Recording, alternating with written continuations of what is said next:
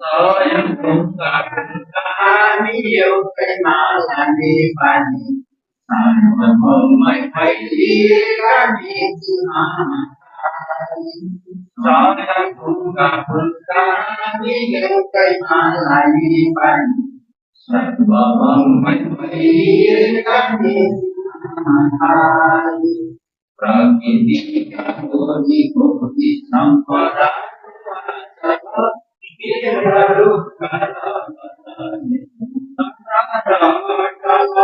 yang bumi santi bumi terai pahami sama orang yang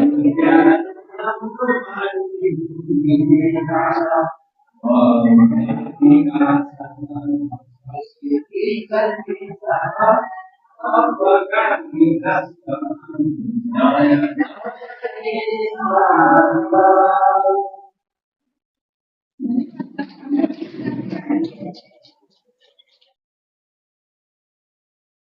यसलाई त्यसैगरी आजका प्रमुख आकर्षक हाम्रो आदरणीय गायक ऐन्द्र विक्रमदेव उपमेयरज्यू, त्यसै गरी धरान नगर सञ्जाल नेसनल अध्यक्ष हरि बहादुर विष्टज्यू, त्यसै गरी पत्राङबारी अस्थायी प्रहरी चौकी इन्चार्ज मित्र सर, त्यसै गरी वडा सदस्य लीला देवी गहते, त्यसै गरी अपाङ्ग मैत्रीका अध्यक्ष रञ्जना लम्सालज्यू, त्यसै गरी कार्यालयबाट मालपोत अभिज्ञ ईश्वर लामिछानेज्यू, त्यस्तै मुना श्रेष्ठ र दुर्गामा थापाज्यू, अनि त्यसै गरी सुशीता देवज्यू, यहाँ सम्पूर्ण उपस्थित र यहाँ खाजामाला लगाएर सहयोग गर्नुहुने टिकामा हिराकोटी, सङ्गीता गिरी, शान्तमाया राई र सविता विश्वकर्म, उहाँहरू लगायत सम्पूर्णलाई सम्झन चाहे।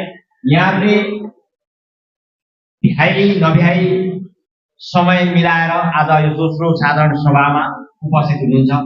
हामीले तपाईहरु सबै 60 वर्ष पढेपछि ज्येष्ठ नागरिक हो, तर हामीसँग स्रोत साधन सीमित रहेकोले त्यो परिधिभित्र रहेकोले तपाईहरुलाई सम्मान गरिरहँदा 80 वर्षदेखि माथिको लाई हामीले सम्मान गर्ने भनेर एउटा लाइन कोरेर तपाईहरुले देख्छौं। हाम्रो तपाईहरु 60 वर्ष पढेपछि आदरणीय ज्येष्ठ नागरिक नै तपाईहरु सबैजना, तर आज सम्मानमा 10 जना पर्नु भएको छ।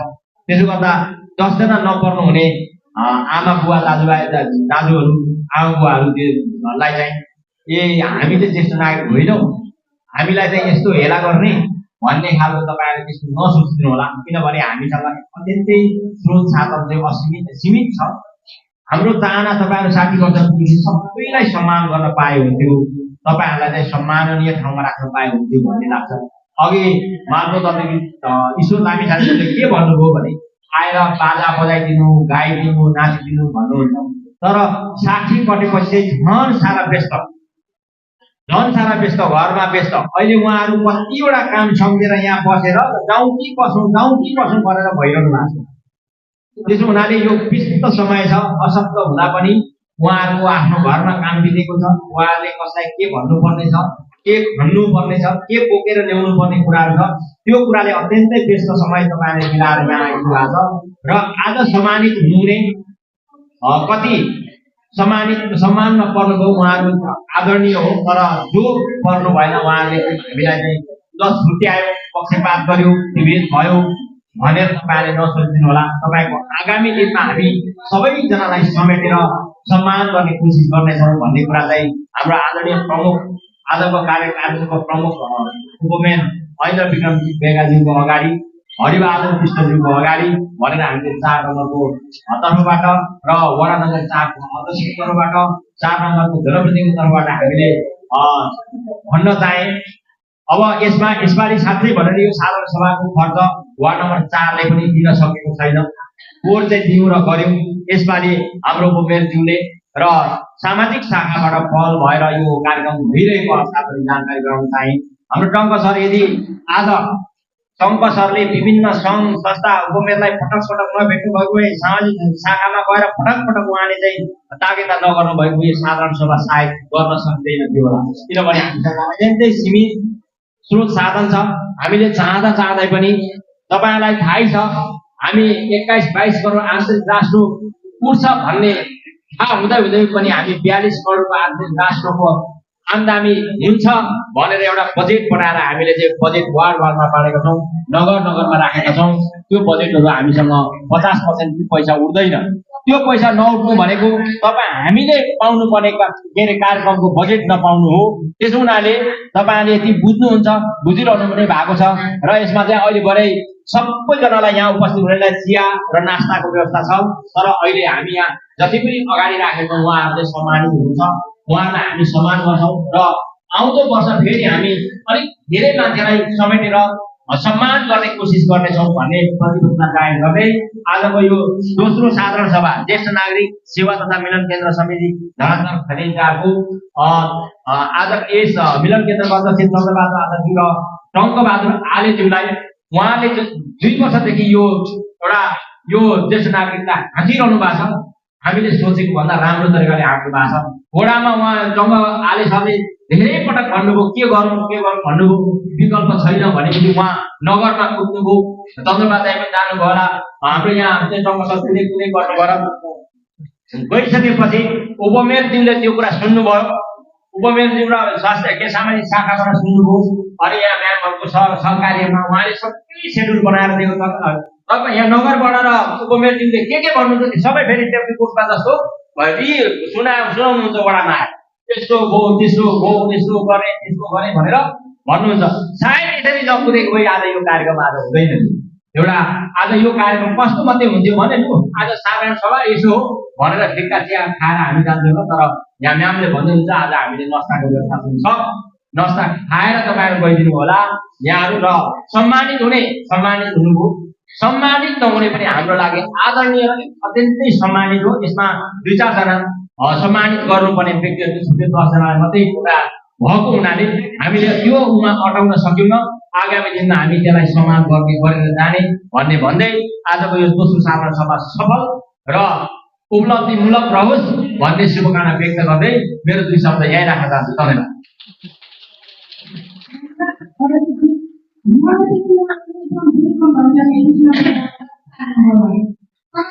पढेर चाहिँ कार्यक्रमको उद्घाटन गरिदिनको लागि म हात जोड्नु पर्दछु।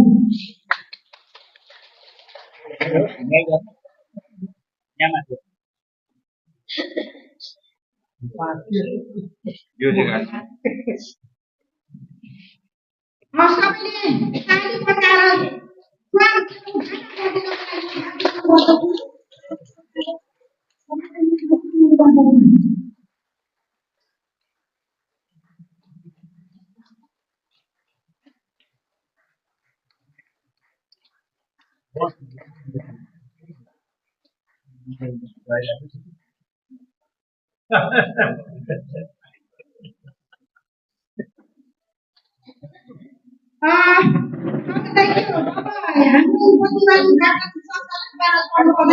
रातो लगाइदिनु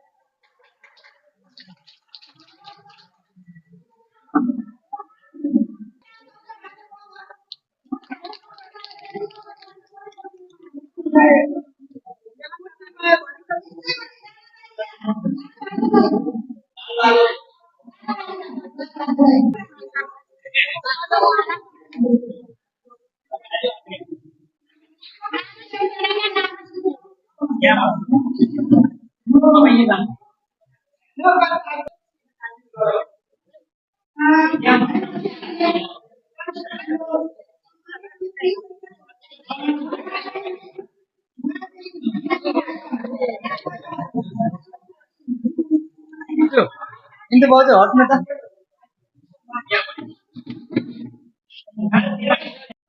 और कांची में आया तो कांची में आया तो भाई मेरे लिए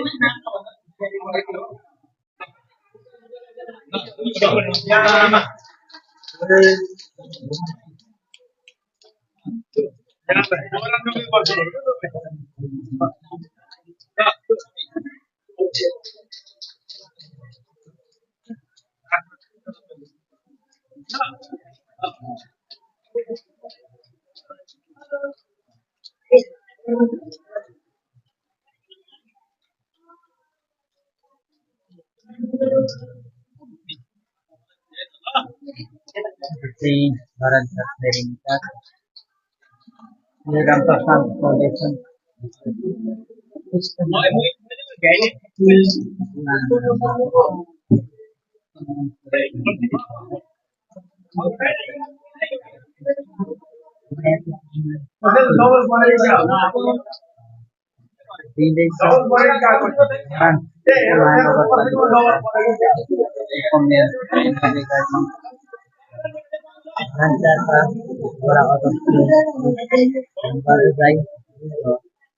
ज्येष्ठ नागरिक संघका अध्यक्षज्यू लगायत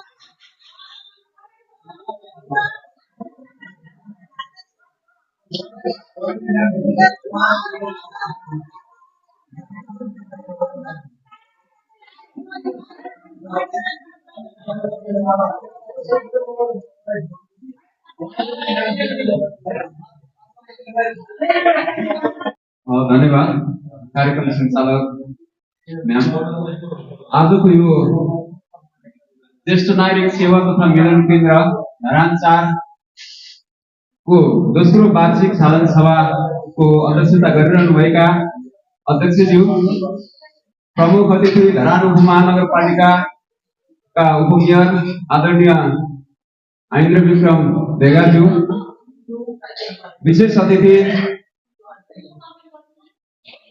ज्येष्ठ नागरिक सेवा तथा मिलन केन्द्र धरान नगर समितिका अध्यक्षज्यू, त्यसै गरी धरान उपमहानगरपालिका 4 नम्बर वडाका वडा अध्यक्षज्यू, प्रहरी प्रतिनिधि, यहाँ विभिन्न संघ संस्थाका प्रतिनिधिज्यूहरू लगायत उपस्थित सम्पूर्ण ज्येष्ठ नागरिक आमा बुवा दाजुभाइ तथा दिदीबहिनीहरूलाई म मेरो व्यक्तिगत तर्फबाट तथा धरान उपमहानगरपालिका 4 नम्बर वडा कार्यालयको तर्फबाट यहाँलाई हार्दिक अभिवादन नमस्कार भन्न चाहन्छु। सर्वप्रथम यहाँको आजको यो उत्सव, आजको यो चाड अर्थात् आज जुन दोस्रो साधारण सभा भइराखेको छ, धरान उपमहानगरपालिका 4 नम्बर वडाका सम्पूर्ण ज्येष्ठ नागरिकहरूको यो साधारण सभा यहाँको सफलतापूर्वक सम्पन्न होस् हर्ष उल्लासका साथ सम्पन्न होस् भन्ने शुभकामना व्यक्त गर्न चाहन्छु। त्यसै गरी ज्येष्ठ नागरिक भनेका राष्ट्रिय राष्ट्रपतिहरू हामीले सबैले ज्येष्ठ नागरिकहरूका अनुभव कार्यका अनुभवहरूलाई हामीले लिनुपर्छ, ग्रहण गर्नुपर्छ र ज्येष्ठ नागरिकहरूसँग धेरै अनुभवहरू हुन्छ, विकासका अनुभवहरू हुन सक्छन्, काम गर्ने तौर तरिकाका अनुभवहरू हुन सक्छन्, अन्य विभिन्न खालका अनुभवहरू हुन सक्छन्। ती अनुभवहरूलाई राम्रा अनुभवलाई चाहिँ हामी युवा पिँढीहरूले अर्थात् हामी दोस्रो पिँढीका व्यक्तिहरूले अनुभवहरूलाई लिएर चाहिँ हामीले विकास निर्माणका योजनाहरू बनायौँ भने, काम गर्ने तौर तरिकाका योजना बनायौँ भने हामी सफल हुन सक्छौँ। त्यस कारणले पनि ज्येष्ठ नागरिकहरूलाई चाहिँ राष्ट्रको एउटा लिडरको रूपमा, एउटा अग्रज व्यक्तित्वको रूपमा हामीले सदैव सम्मान गर्नुपर्ने हुन्छ, उहाँहरूलाई अगाडि बढाउनु पर्ने हुन्छ, अर्थात् उहाँको अनुभवलाई ग्रहण गर्नुपर्ने हुन्छ। त्यसको कुरामा हामी सबैले ध्यान दिनुपर्छ भन्ने कुरा यहाँलाई राख्न चाहन्छु। र ज्येष्ठ नागरिकहरू यहाँ जति उपस्थित हुनुभएको छ, 4 नम्बर वडा भनेको अत्यन्त विकट क्षेत्र हो। धरानको विकट क्षेत्रबाट पनि विभिन्न ठाउँबाट तेरेनपुर, ढाँडे, हटिया, सुमन्टा, मनवाटा, भोलेरी लगायतका विभिन्न ठाउँ टाढा टाढाबाट पनि यहाँ उपस्थित हुनुभएको छ। यो यहाँको चाडलाई, यहाँको उत्सवलाई, यहाँको भेलालाई यहाँ सम्पन्न गर्नको निमित्त सबैजना उपस्थित हुनुभएको छ। हर्षोल्लासका साथ यहाँलाई हार्दिक हार्दिक धन्यवाद ज्ञापन गर्न चाहन्छु।